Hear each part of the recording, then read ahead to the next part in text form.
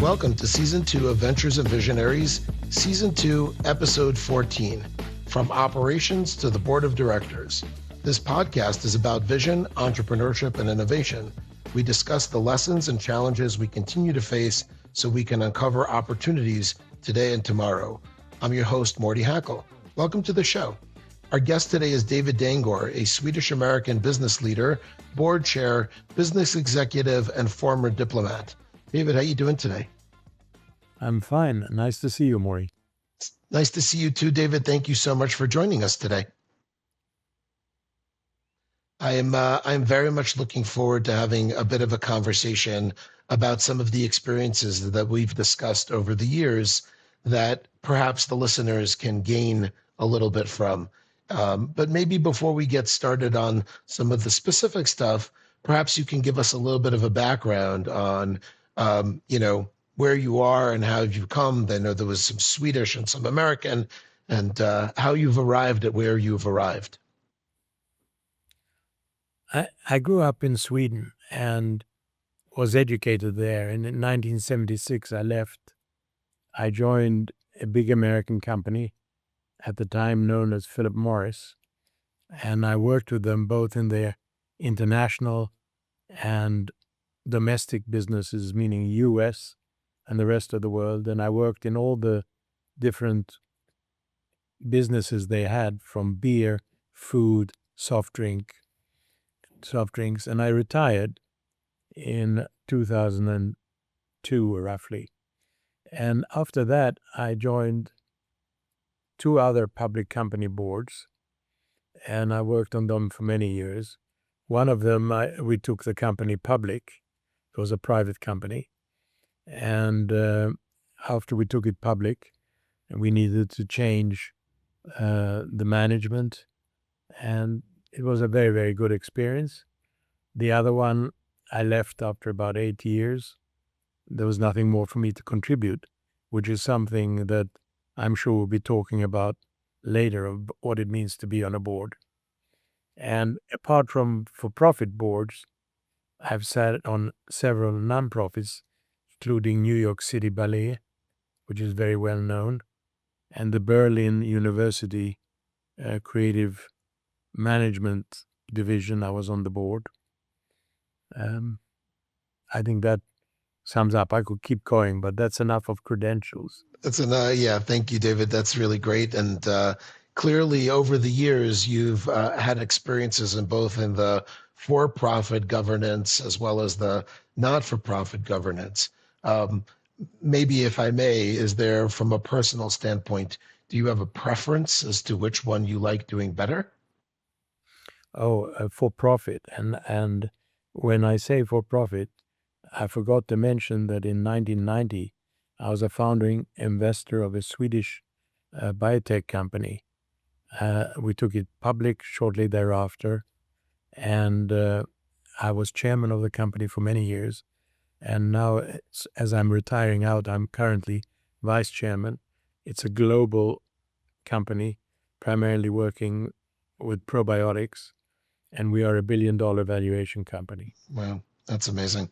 So for-profit is the answer. For-profit is the answer. How do you pick so maybe we start this differently, as somebody who's a little bit of, somebody who's had successful ventures and investors.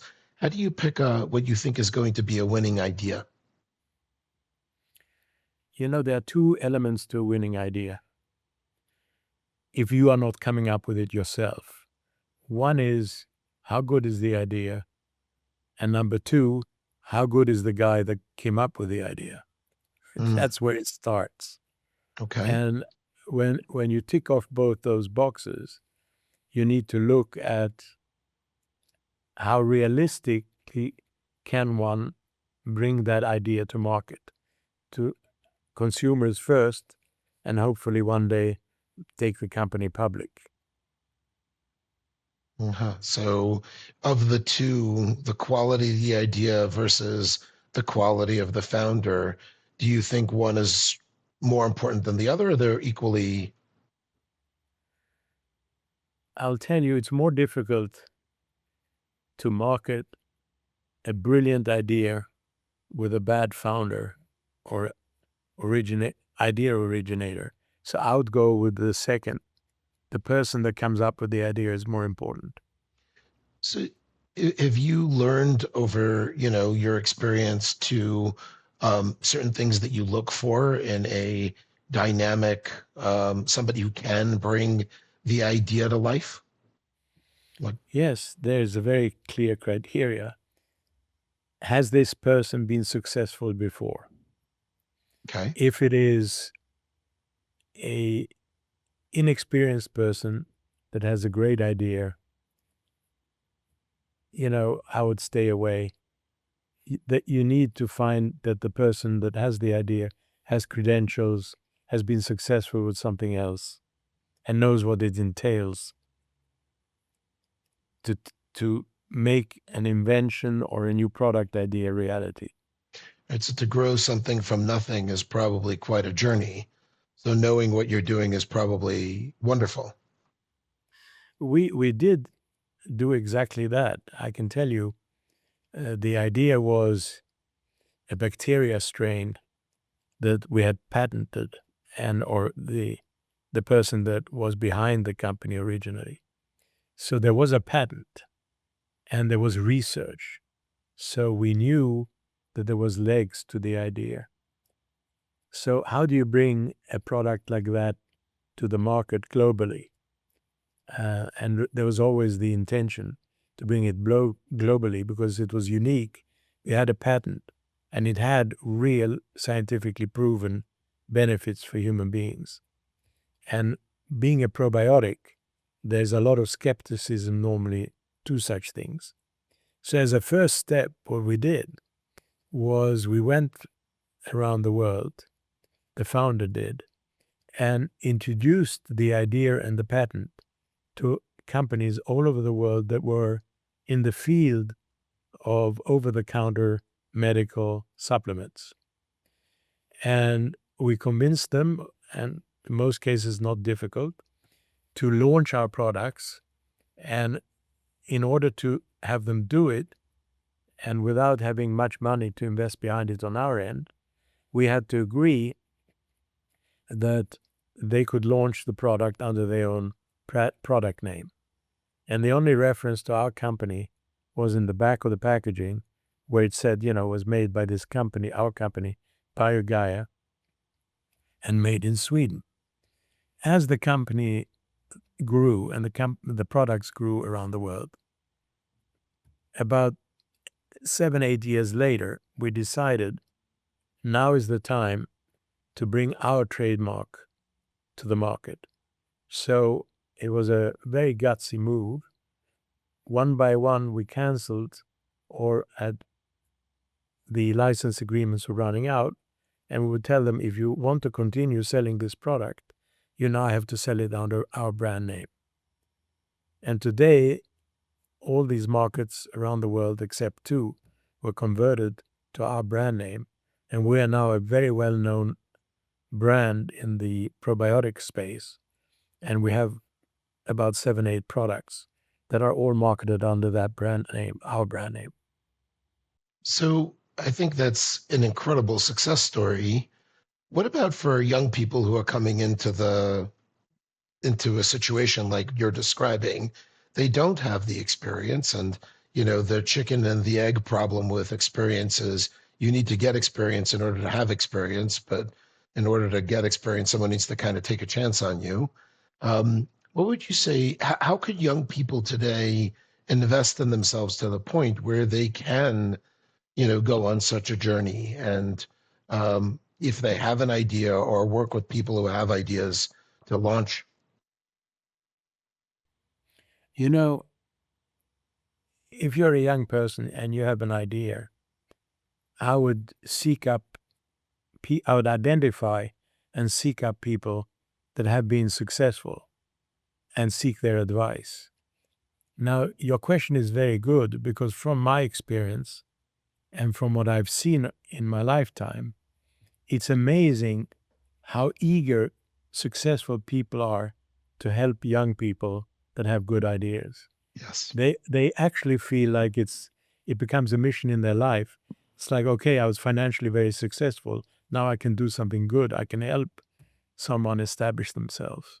So Yeah. I can only strongly encourage people that have young people that have ideas to seek out people that have the relevant track record in the space of that idea and just cold call them, cold call them. They will take your call That's amazing. or they will David, answer your email. I think that that's, at least in my experience, been a true statement. I reflect back to the times when I started my company, and a couple of different people who have been instrumental, yourself included, in giving me some very sound advice over the years. Well, you see? So I think that's wonderful. Let's pivot a little bit to running the company from a governance perspective. I think one of the things that people may be in the middle of their career, as you mentioned before, you were an executive in a company and then you transitioned to working with founders and guiding the company more from a governance perspective. And we already established the fact that we kind of like the idea of being in the for-profit space. Maybe you could speak a little bit about what that journey entailed from a personal perspective, how you prepared yourself to be able to help guide companies, and a little bit about what somebody today could and should be doing to be able to do things like that. It's a tricky road to go down. And as long as you're in management, you can take decisions to say that's the way it's going to be, or I very strongly suggest we do it that way. Once you get into more of a guiding role, for example, going on the board of a company, and once you leave what they call line management, there's a completely new set of skills you need. You need to be able to influence people on the board and in the company. You're not in a position to take any decisions, and a board is not a decider. So it all becomes your personal traits or your experience that will help you to guide you how to be persuasive.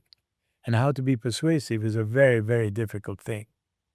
9 times out of 10, or I should say 99 times out of 100, when you go to a CEO or a head of marketing or a head of production and you say, I have this idea, their first reaction would be, no, it can't be done. Why? Because nobody likes ideas that come from the outside.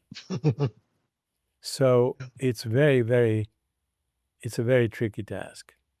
And a great component of how to be successful is to be encouraging. Say, oh, I think what you've done so far is great, or great job, or that was a great success, and make the people feel that you're on their side. And once they feel you are on their side, and that helps a lot. And don't ever take it for granted, because line management, the CEO or heads of functions, they will always view a board as a watchdog. And they're afraid that whenever they come with ideas or things, baked into it is a criticism of what they're currently doing. Mm. What happens if you strongly disagree with the way the executive team is running the company and you're on the board? Do you have the ability to stop them from doing what they're doing? Or you see a pitfall that's literally 2 or 3 steps ahead of the where they're heading, and they're literally going full steam ahead into what otherwise would be a brick wall or some other problem? What can you do then? The answer to that problem depends which part of the world you're working in. In the United States, the chairman and CEO, which is mostly a combined title, leaves you with very little options. Just to sound a bit dramatic, the last card you have to play is say, I can't stay on this board, I resign. Hmm. And if that doesn't have an effect, good for you, because at least you're off the board and not part of the upcoming train wreck. Okay. If you are in, for example, Sweden, that I know well, they have a different way of managing companies. There, the board is much more traditional as a supervising, a supervisory board. And Okay. in Sweden, you are not allowed to have a chairman that is CEO. When I say not allowed, it's in the regulations spelled out as not a good way to manage companies. Okay. So, and then in that system, every year, the 3 or 4 or 5, depending on what the bylaws of your company is, major shareholders annually get together in something that's called the nominating committee. And that's another level where you have a chance to express your points of view to these shareholders. And the CEO is not sitting in those meetings. And if the shareholders agree with you, you can fire the CEO. Mm. And Wow. that's a very good method. So I don't know how many more countries in Europe. I'd imagine most of the Scandinavian countries follow a similar system. But that really gives the board one more opportunity to correct where the company is going. Um, from so aside from ideas in terms of where the company can go and stopping the company from, proceeding down a bad strategy, are there any other like maybe soft duties or other duties that a board member performs as part of their general service? Yes, you know, typically when you are on the board, you will have 4 board meetings a year tied around the quarter end results. And during those board meetings, you make sure that it's not only the CEO and CFO that's in the meeting. As a board member and as a board, you will ask and say, I'd like next time to hear from the marketing director. Or I'd like the next time to hear from the operations director. Or I can ask to go even further down in the organization and see the next level. And why it's important to do that is not only to get confidence in the quality of the management overall in the company, but it also gives you an opportunity to see if you can identify succession to the CEO or succession to the marketing head and so forth. So being So able, a very good. important part of being a board member is to get to know a lot of people in the company. Hmm. And for a company that's growing from essentially zero to public, at which point does it make sense to create a board? If it's a private company, you will have a board because the founders of the private company will want to have some outside advisors. They will also want, when they go public, to show that they've had a board. But I would say the process, once you become public, obviously you have to have a board. But I can't think of many companies that I know of that, as long as they were private, didn't have boards. And I would say that in a private company, my experience is it's much easier for the board to have a smooth relationship with the CEO because he will be much more open uh, to input. Um, Once it becomes a public company, everybody is more careful. Right. And I mean, I'm reading a lot. I'm sure everybody's reading a lot, and I'm sure you know more than I do about this. But I'm seeing that a lot of companies are electing to go private, or things like private equity are having a very impactful influence on the capital markets these days. Um, how does that change for somebody who's, functioning as a board member? I wouldn't say full time, but as a significant portion of their time. Can you just clarify it a little bit? Yeah, so a lot of the companies that were public have now gone private. They're being purchased by companies like private equity or they're being funded some other way. I can Okay, think of a well, couple of examples, but yeah, go ahead. at that point, it's just the same as a startup. The board becomes very key. A private equity firm will identify on the board who are the real contributors or potential contributors for them. Because a private equity company will want to have a link to the past to understand how the company came to where it was, why was it so successful or why did it fail, etc., etc. And at that point, you are not operating 4 meetings a year or 5 meetings a year. Normally, the 5th meeting is a freestanding strategy meeting. At that point, you have board meetings as the private equity firm or the person that took the company private needs you. So it becomes a much more intensive occupation. Are there things that you've seen in the public markets that private companies would be very smart to adopt? I would say a lot of what is in a public company's way of operating, I would strongly recommend to a private company. But it becomes a question of cost Right, because, I would have a lawyer as a secretary.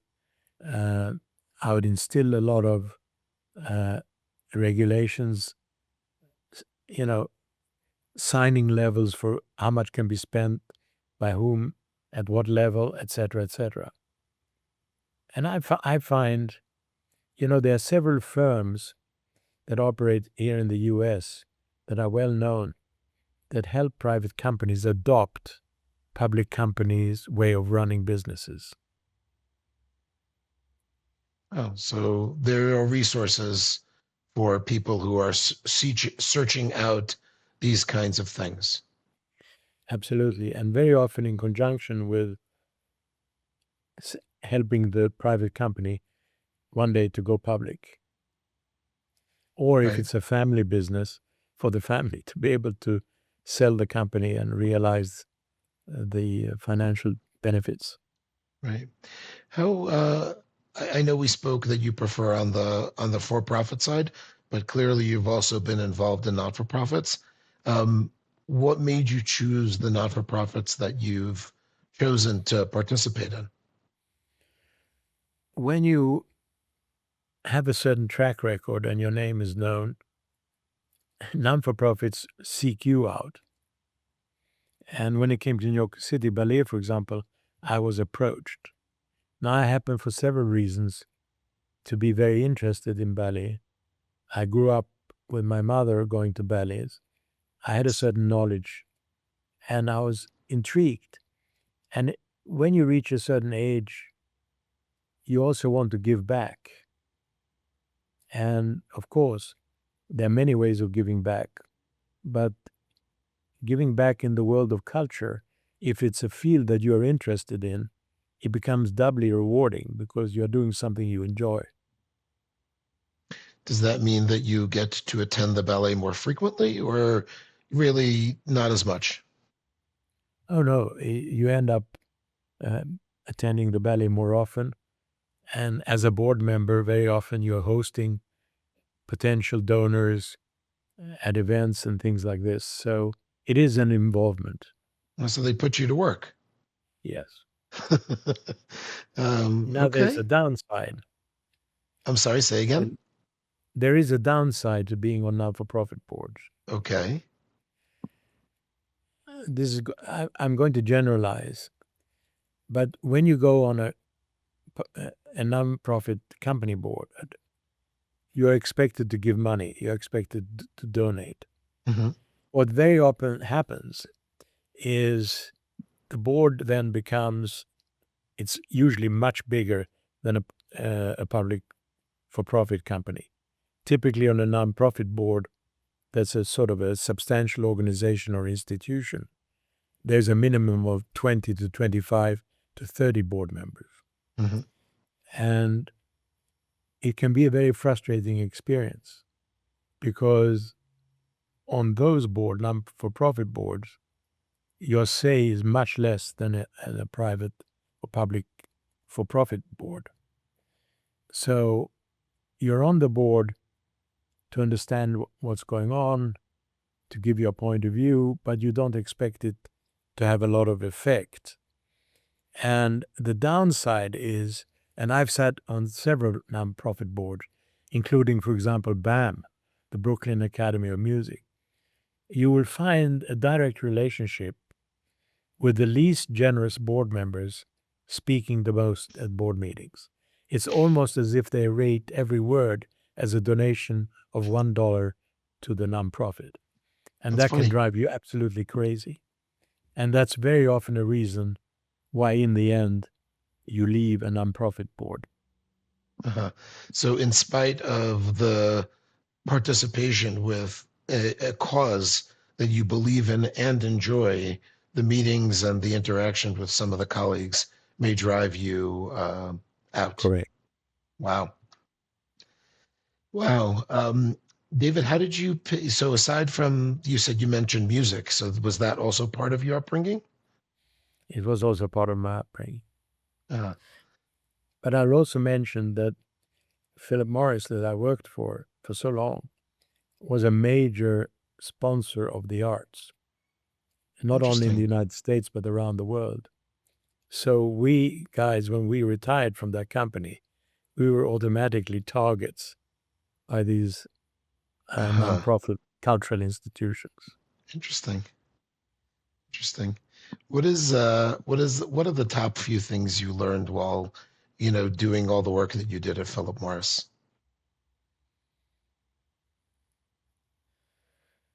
It was a very, very successful company. Yeah. And I'll say one of the biggest things I learned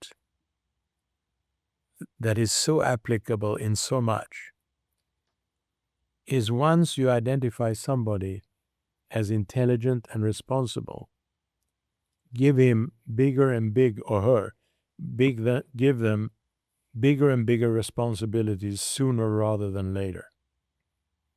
Allow them one or two mistakes.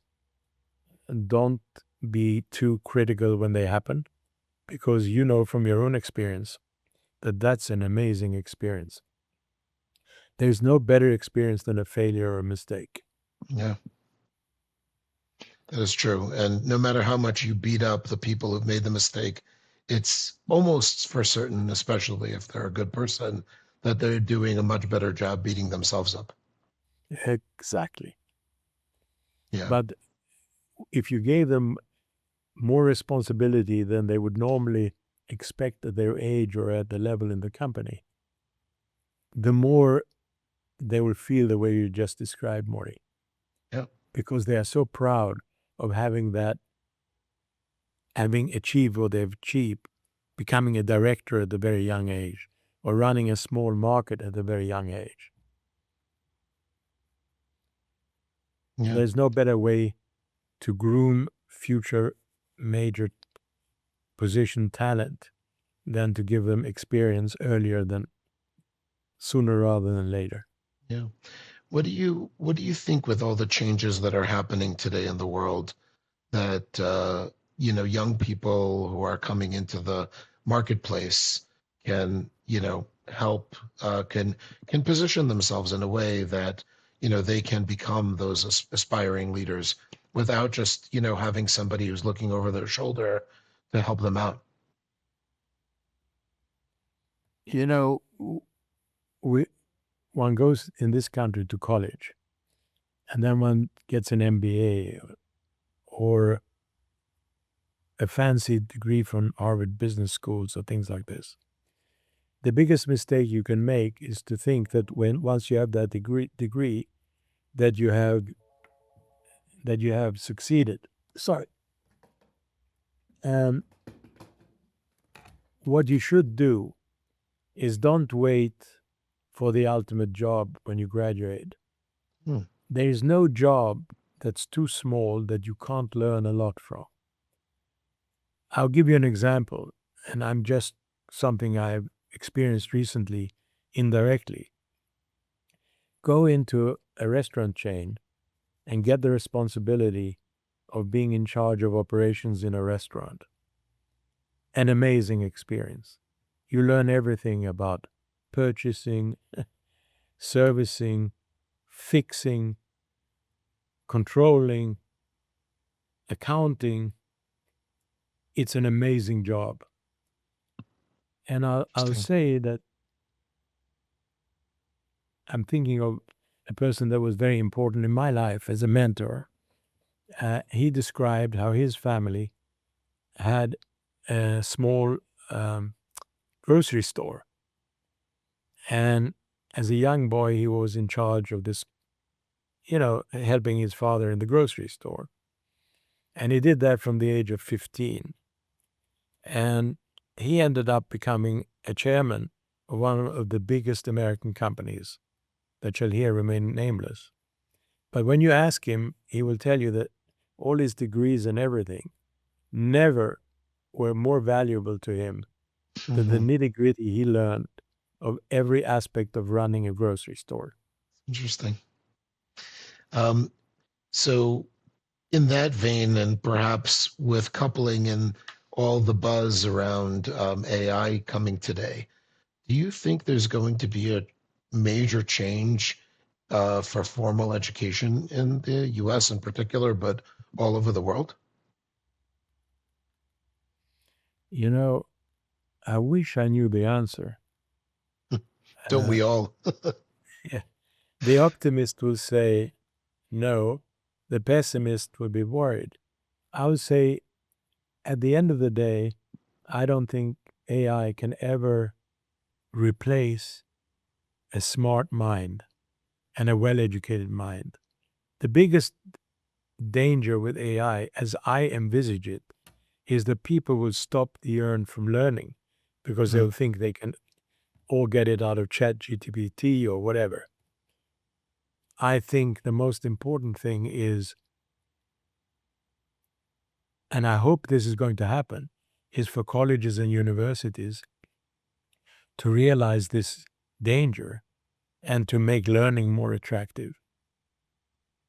If I can say anything, and I wasn't schooled in the American system, but I've had 5 kids that have gone through it. And as time goes to the younger ones, the reduction in teaching the young people in college all fields of life, from philosophy to language, has diminished dramatically. Yeah. And in actual fact, it's almost like many colleges are trying to create politicians out of their students. And you know one thing about a politician, they don't know much.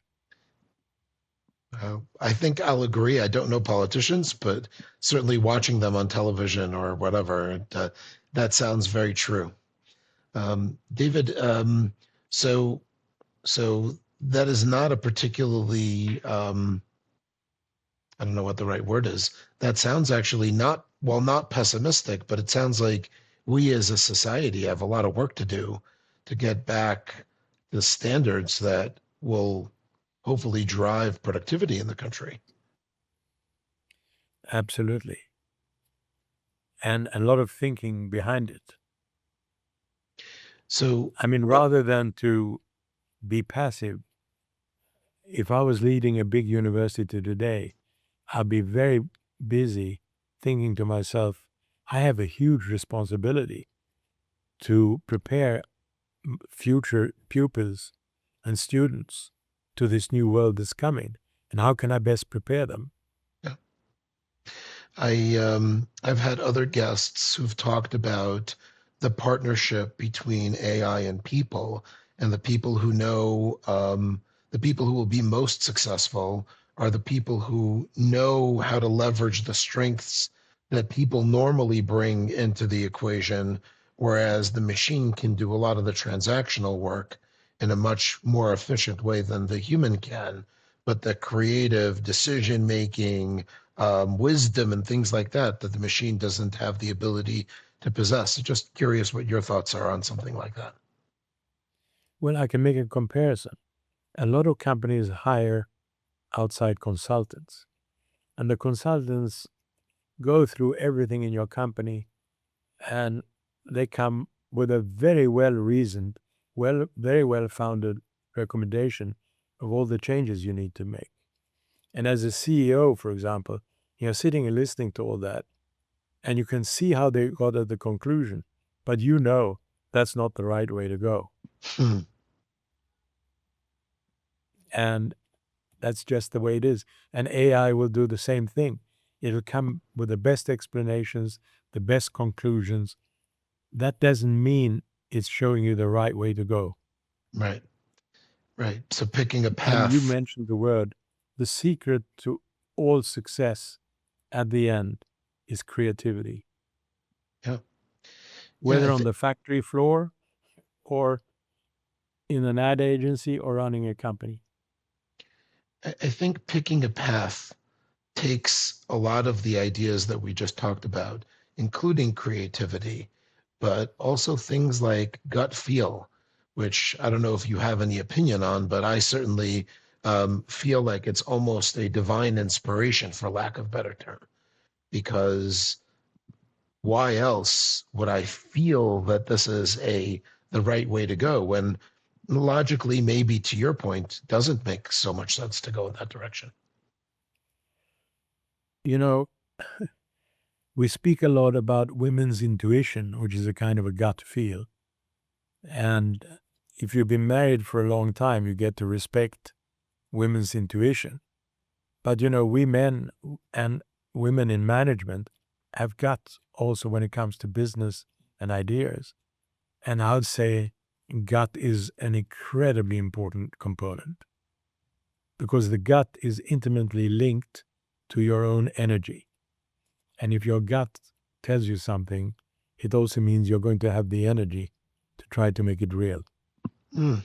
So you're not speaking of energetic in terms of like some of the more holistic type of things, rather energy in terms of just passion. Correct. Passion is a good word for it. Yeah. I really like that idea, David. Thank you for sharing that. I think that's wonderful. David, I'm sure we can continue this conversation for quite some time, but I think it might be a good place for us to think a little bit about the energies and the things that we invest in to try and continue to grow ourselves. And at least at the point in my career that I'm at, I'm starting to think about how can start the journey towards contributing towards others. This is one of those ways. And thank you so much for sharing so much of the wisdom that you've gathered over the time that you've been in business and in not for profit. Thank you. I've enjoyed it a lot. I always enjoy speaking to you, and Thank you. I'm in awe of what you have created. So Thank you. Thank you. It's actually humbling to hear that from you. David, are there any passion projects that you're currently working on?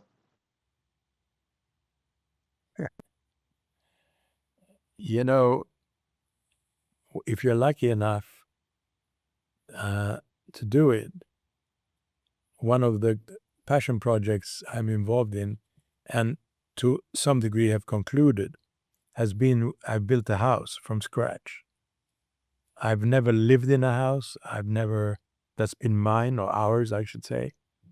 And to sit down and create something and then go and live in it is an amazing feeling. Wow. That's And pretty that's great. why I'm so worried about what I hear in the news all the time, that young people can't acquire houses anymore and things like this. And I think owning a house is not only a financial investment, it's an amazing feeling, especially as you begin to decorate it the way you want, or if you make changes. And of course, the optimal is to build something from scratch. Yeah. David, if there are listeners who would want to connect with you, what would be the best way that they should reach out to you? They're welcome to email the following email: Joan, JOAN, at DERDANGOOR.com. So Joan at drdangoor.com. Wonderful. Thank you. I appreciate that. And I will thank our sponsor over here at the end as well. But before I thank our sponsor, and I'm going to thank David for sharing his wisdom with us, and I'm very, very grateful for his years of friendship and mentorship, as well as what he's shared with us today. I also want to say that if there are people who are interested, who are listening, or interested in being guests on the show, please email info@venturesandvisionaries.com. And season 2 of Ventures and Visionaries is sponsored by KJ Technology. KJ Technology sits at the intersection of business and technology. They help leadership teams align business goals with technology initiatives so that the plans, the people, and the tech teams are all pulling in the same direction. Their experts provide oversight and design proactive processes and solutions to solve real-world business challenges. For a complimentary consultation, please email info@kjtechnology or call 646-556-6500. Thank you, everybody, and have a wonderful day. Thank you.